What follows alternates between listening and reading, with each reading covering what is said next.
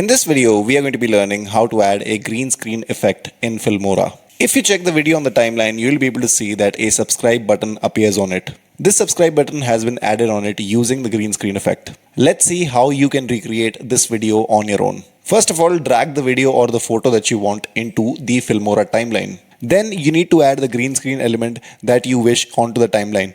For that, you can either add one of your own, or what you can do is that you can come into the stock media option, type in subscribe into the search bar, and choose any one of these green screen elements that you want. Now I will be selecting this and I will be dragging it into the timeline.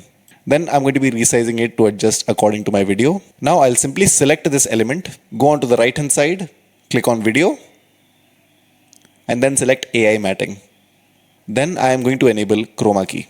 And inside of the color option, I'm going to be selecting this, and then I'm going to be clicking on the color that I want. And now as you can see, the green screen effect has been added. And it looks something like this. So that was a quick tutorial on how to add the green screen effect inside of Filmora. If you like this video and found it to be helpful, then make sure that you like, subscribe, and turn on your bell notifications. Thank you so much for tuning in. Have a wonderful day.